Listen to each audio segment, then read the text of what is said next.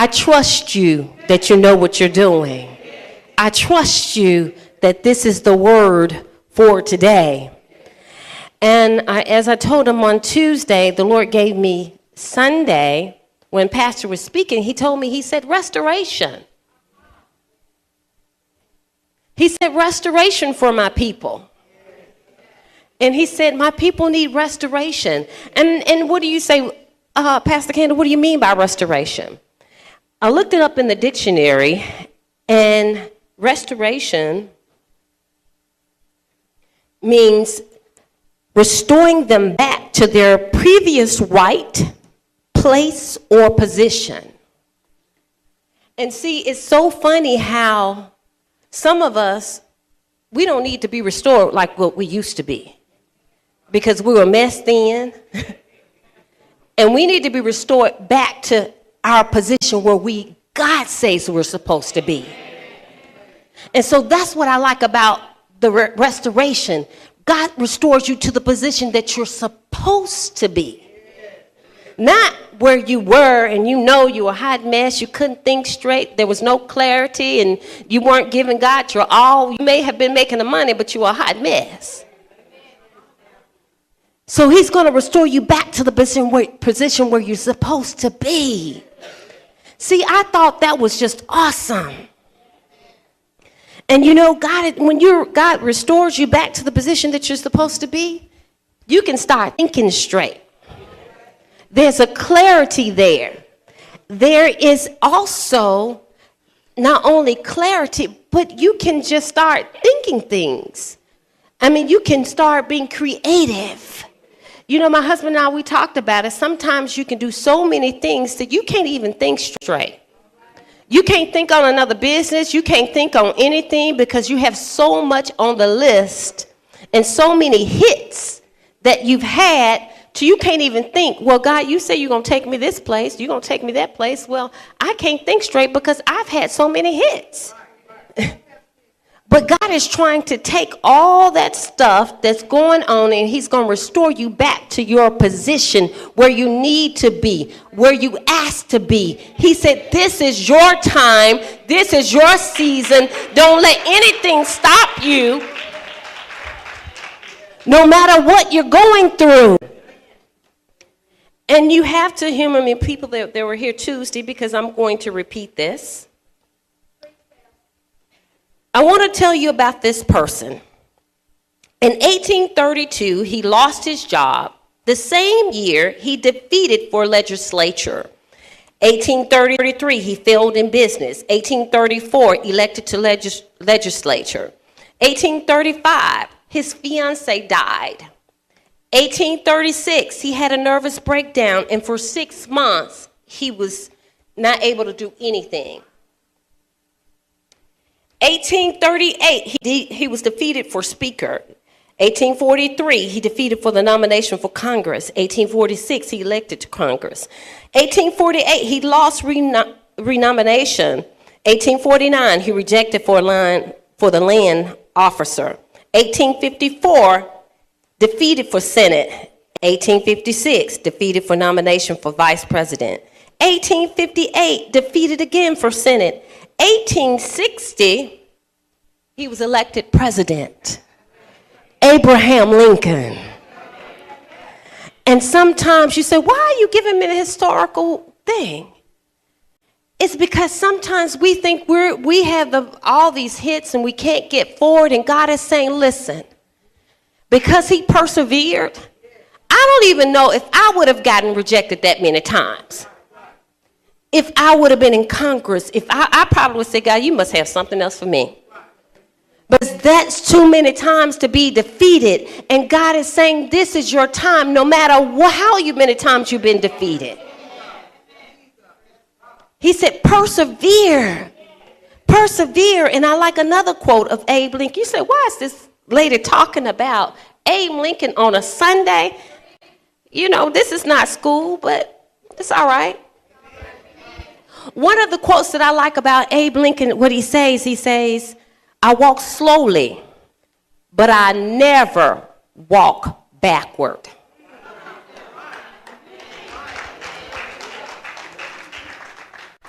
So what are you saying to me this morning? I'm saying walk slowly, but don't walk backward. This is not the time to be in defeat. This is the time, even if you got to crawl to your destination, crawl to your position, do whatever it takes. Because God hasn't forgotten about you. I can imagine how Abe Lincoln kind of felt. I mean, his fiance died. I mean, he had a nervous breakdown. 6 months he couldn't do anything because he was so much in grief. But what are you saying to me? I'm saying keep pushing forward, because he had to be into something great. Every great person that I have studied, they always have gone through something. So if you're thinking you're not going to go through anything, you better think again. Because if you're great, you're going to go through some opposition. You're going to go through some failures. You're going to go through some lessons learned. But the key thing is, what lesson did you learn from that?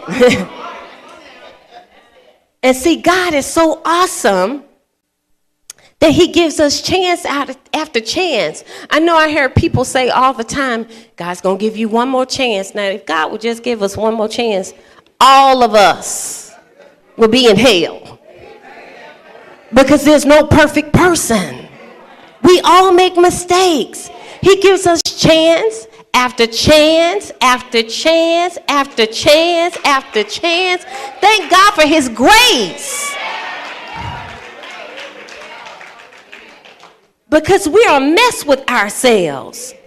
You know, it's something about even being restored. You're talking about being restored. God said also being renewed. When we're talking about being renewed, then what are we talking about? We're talking about resuscitating, reviving. So when you're talking about being resuscitated and reviving, that means it brings life to you. So when something is bringing life to you, then you cannot stay in one spot. You have to move because you're lively. And the people that's dead, they can't move. And God is saying that he doesn't want you to be in one spot. He wants you to keep moving, keep going forward. Don't look backward, because he has something in store for you. And you say, okay, when you going to get to the word? I'm going to get to the word. He said, go to Ruth 1. And I said, God, why do you always have me on Ruth? He said, because there's so many messages in Ruth. One of the things, of course, everybody knows the story, so I'm going to summarize it. This is Ruth 1 through 4. Ruth's mother-in-law's name was Naomi. Naomi had 2 sons, and the 2 sons, and she also had a husband. So her 2 sons end up marrying Ruth and Orpah. And also Naomi's husband died. And so her 2 sons and their wives, they end up going to Bethlehem. Wait a minute, I'm sorry. The devil is alive. I know this story like the book of my hands, the back of my hands. I will say, Orpah and Ruth, they were married to their sons for 10 years. And for 10 years, after 10 years, I mean, all of a sudden, the husbands die. The husbands die. So, of course, Naomi, she is so upset. Her husband dies. And then on top of that, she has her sons to die. So, therefore, now, of course, at that time, women didn't really work like that. So the men took care of them. So they had no savings. They had nothing. So all Naomi could think about is, look, I have nothing. I can't give you any more sons. I'm so upset. I'm grieving. Don't call me Naomi anymore. Call me Mara. That means bitter. I'm bitter because All of this has happened to me. It doesn't seem fair. I lose my husband. I lose my 2 sons. I have nothing to offer to anyone. And I've already made the move from where I used to be because there was a famine in the land. And now I got to go back to Bethlehem because I heard the famine is over. So maybe there's some hope somewhere. So she told Oprah and also Ruth, she tells them, she said, listen, it's nothing I can offer you. You need to go back to your families. And then Oprah says, okay, well, I'll go back to my family.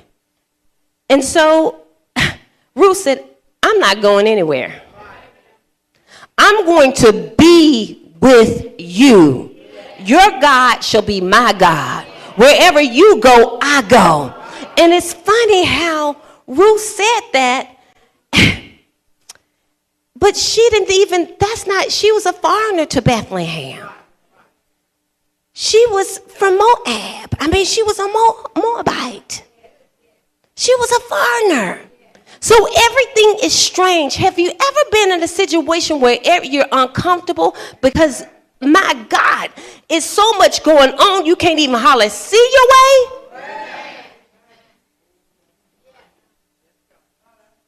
And you say, God, what are you doing? But you trust the instructions that God has given you. He gave her the instructions just to be with Ruth. And Ruth says, she said, with Naomi, Ruth says to Naomi, she said, I'm just going to stick with you. I'm going to stick with you. I'm going to go back to Jerusalem with you. And not only did she do that, Ruth had to take on a responsibility of bringing in the food, bringing in the money, because Naomi had nothing. Have you ever been where you had nothing? You didn't know how God was going to do? Have you ever been to the place that you just, where are you, God? What are you doing? This is foreign to me. I'm not used to doing this. I'm not used to going through this. And God is saying to her, he just told her, go on and take care of Naomi. And Naomi decided to just go on and go back to Jerusalem. Ruth is there with her. So eventually, it's funny how it really doesn't say anywhere in the word where Ruth really got discouraged. Ruth just got in there. I got to do what I got to do. I don't have no sad stories. I got to take care of my mother-in-law. I got to work. We don't have any money. Let me see what I can do. So she began to take a job at the field. And she began to glean everything that they dropped off from the field, all the stuff. And she would pick it up and just get things so she could take it back to her mother-in-law. Well, Boaz, the landowner, which was wealthy, he saw it. And he said he had word of her that what she did for her mother-in-law. See, what you do behind closed scenes, behind the scenes, God will tell somebody. He will tell them, listen, they're good people. This is what they did behind the scenes. They're faithful. And let me tell you something, you can't be no faithful to God than he is to you. You can't live this thing and you say, where are you, God? There'll be a time where you probably say, where are you, God? But it's not going to be forever. There's a time and season for everything. But trust me on this, as long as you have breath in your body, God will give you divine direction of where the money is, where the job is, where the favor is.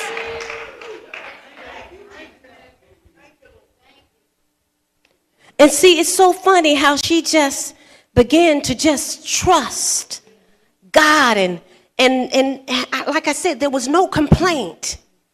And she worked hard. And when she went back to her mother-in-law and told her what she did, the mother-in-law said, wait a minute, that's our family. That's my husband's relative. He's wealthy. And she said, when you go back, let me tell you what to do. I want you to lay at his feet. And she began to lay at his feet. She said, I'm going to tell you how to get him, in other words. Because this is your Boaz. This is the person that I have for you. This is the person that's going to bring you up and out. This is your blessing. So she told her the intricate details of what to do to get him. God tells us the intricate details. If you will listen to him, of how to get your blessing.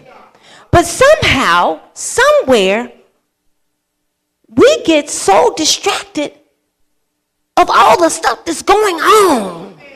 That's why I'm trying to tell you this story. Because we get so distracted, so disheartened, and say, God, where are you? I failed at this, I failed at that. This is not going right, that's not going right. Or this may go right, because you heard me say even with Abe Lincoln, there were a couple things that went right. But we have to focus on what God has said no matter what goes on.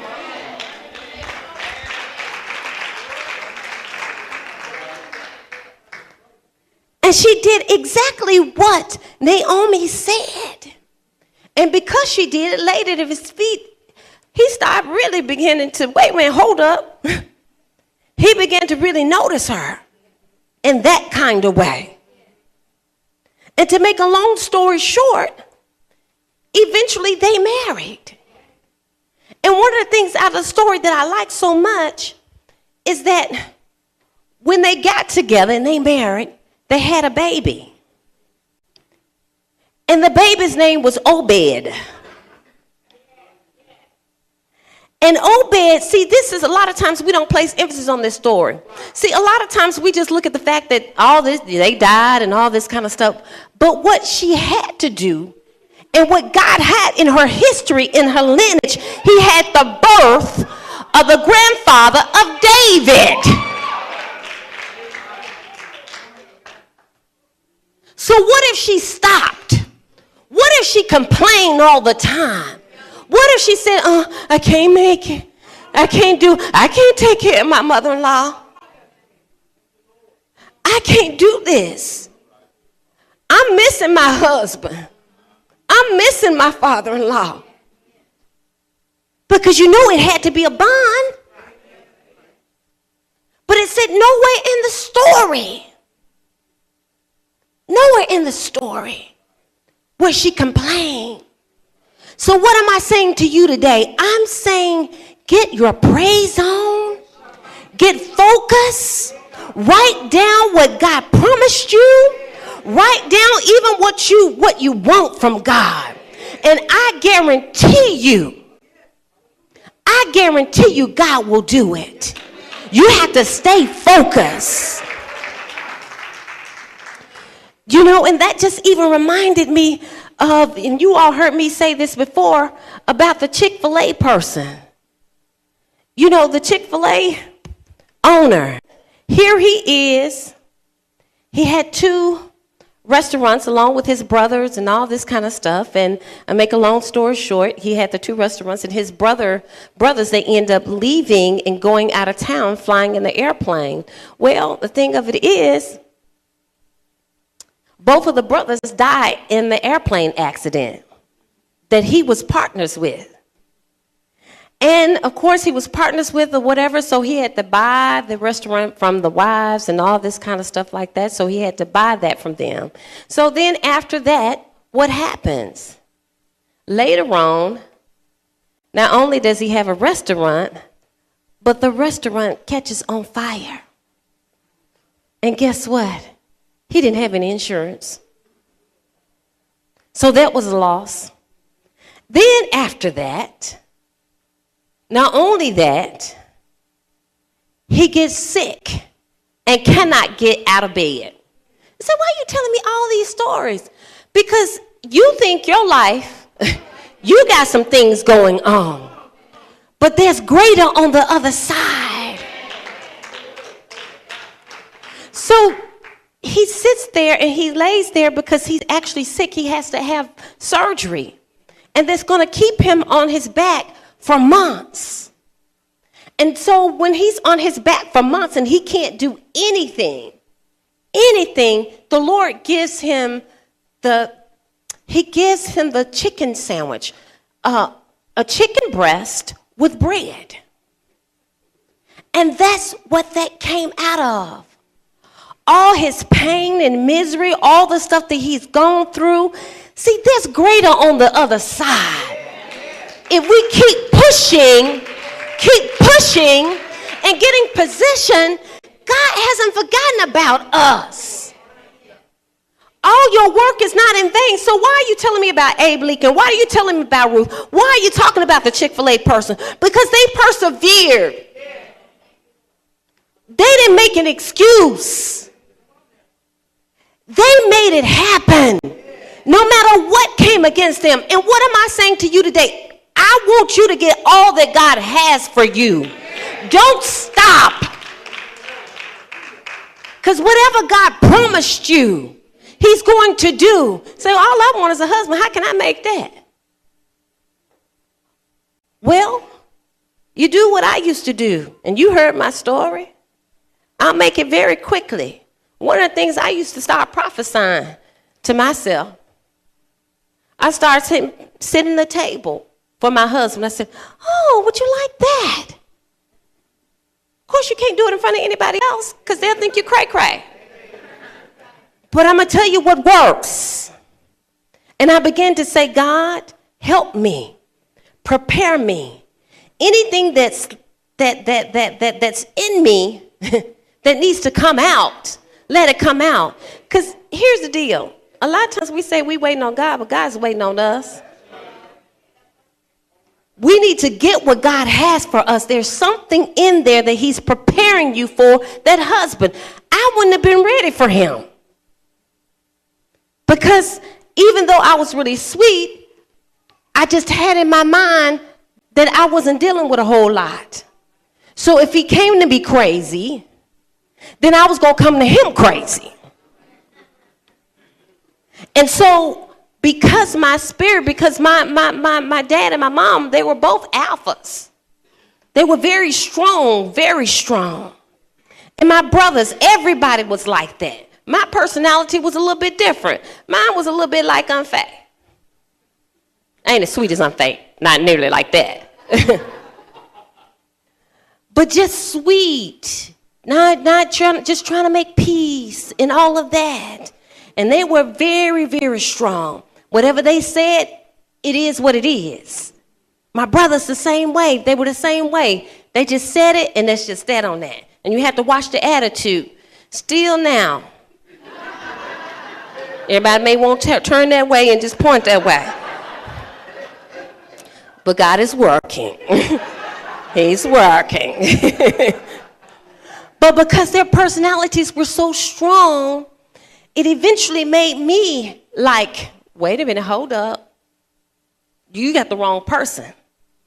But God had to just really get me where I could be sweet and where I could cater and say, baby, what you want? And when you, now I ain't saying I'm always sweet now, because Pastor Jay said, wait a minute, hold up. I do get a little smart sometimes. God have to come on in. You know, but God is so good.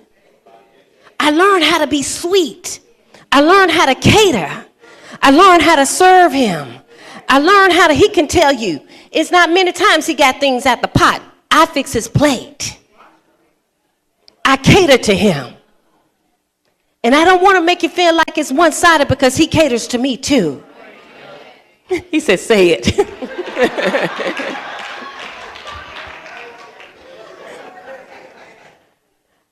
But what am I saying? You said, well, I just want a baby. Honey, I'm just going to say this. If you want a baby, now I'm not telling you to do this in front of nobody. This is just you and God. Get you a rattle. Get you a couple names. Put it down and a piece of paper and said, God, I trust you. I trust you out of this body. I will birth a child. Out of this body, it will come forth. And God, during the time before you come into my body, this baby comes into my body, I need you to tell me what to do. How to be a mother. Because it ain't easy being a mother, y'all. Because when they hurt, you hurt. When somebody bullying them, you ready to bully somebody. And you know you can't be bullying no child. Going around, you hit my son. What? What it look like a grown folk up there trying to hit somebody that's young? But you find a bully. You ready to get them. I don't mean no harm. I've been in position. Well, I'm ready to tear you down. But the Holy Ghost had to say, word your mouth. Watch what you say. Watch what you say. Because anybody mess with mine, you got the wrong one. You got the wrong one. But here's the deal. God is so awesome. And I know it's in the room. I know restoration is in the room. I know renewing is in the room. You say, well, I got all the money in the world. Let me tell you something, spiritually so. Spiritually so and materially so. It's some folks in here that need something. It's some folks in here that needs to be where God does a washing. And to be able to restore your money back, to restore your joy back, restore your relationships back, restore all of this stuff. Because the enemy is not playing. And I said this before Tuesday, and you all just have to humor me again. My husband, I was so upset, very, very upset. Not with my husband. You didn't let me finish, honey. Because a person told me they were going to do something. They didn't. And normally when a person does that, my husband can tell you, I could care less because it's all, I'm going to do it anyway. But this time, I was so tired. And because they didn't act like they really cared about what they promised me, and they said that they were going to help, and they didn't. And here I am, I told them, I'm 51. I can't continue to do all of this stuff, moving chairs and all of that. And you tell me you're going to do it and you don't. And I'm trying to do something for you and you leave me. So I'm upset. And normally my husband knows I don't get upset like that. I just do what I do. But I was extremely tired. And so I'm fussing. And when you get me to fussing, oh God. Everybody in the house needs to move. So I'm fussing. And so, even I got up that morning and I was still fussing. And my husband said, wait a minute, hold up. Hold up. I have to bring Minister Banks up here because she was up here trying to help me and everything. She was mad too. Mad right along with me. So I had to use an example. So my husband, I'm upset and I'm fussing. I said, I can't believe they did me like this. I'm so upset. I'm so upset. I'm so upset. My husband said, wait a minute, hold up. Now we have two sides in our bathrooms. I'm on one way side and he's on the other side. He's way over here and I'm just fussing. And he said, wait a minute, hold up. He comes all the way on this side where I am. He said, I'm getting ready to wash this mess off of you right now. He said, it's just like some comment. I'm going to wash all this stuff that you're trying to hold on to. And he began to do all like this. I'm washing all this mess that you're holding on to. Let it go. Let it go. Let it go. And I said, wait a minute now. Comment ain't going to help me. Comment ain't going to help me. I'm still mad. And I said, I'm going to need some anointing oil on me to make me act right because I'm mad. So anyway, he acted like he was pouring anointing oil on me. And as he began to act like he was praying and putting the anointing on me, he began to put his hand here. And when he began to put his hand here, I'm not going to tell you a story. Everything that was in me that was mad left.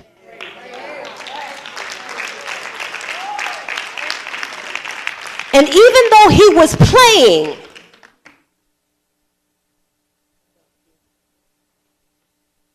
it changed something. And I may have stumbled a little bit on the word back there, because the enemy would want to try to make you and trick you and all this kind of stuff. But I'm God's girl. See, when God give me something, I ain't taking it back. When he said restoration is in the room, renewing is in the room, reviving is in the room, I'm God's girl. It's in the room. And God is saying, I'm trying to resuscitate you, revive you, so there's some clarity, so you'll be able to see the instructions where I'm trying to take you to get to your blessings. And that you can even be able to be creative again. You'll be able to do what God has called you to do. Because we get so that we're just going to work every day. You're stuck on start. You're going in a circle.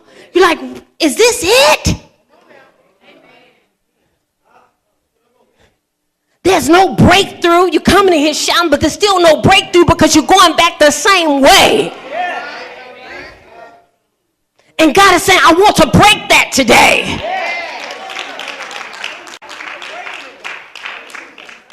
He wants to restore you back to the praise when you used to praise him. He wants to restore you to the place that you can praise him like never before. He wants to restore you back where you can do the things that you used to do. And the energy. You know, my husband and I, we talked about it before. You know, when you got a lot of stuff going on, it takes all your energy. And when you got negativity around you, you say, why am I feeling this way? Because you got negativity going around you. And it takes all of your energy. And by when it takes all of your energy, you can't even think straight. And it's funny how when you can't think straight, stuff start getting on your nerves. So that's the reason why God had to do a washing for me. And then I began to bombard heaven. And so God said, clean me up. Don't let me hold on to anything. See, it was more than just the guy. It was this thing, that thing, whatever. The cares of the world. And I just said, God, here I am. I lay at your feet. Do what you want to do. Here I am. I'm your girl. Use me like you want to use me. I don't want to be the same.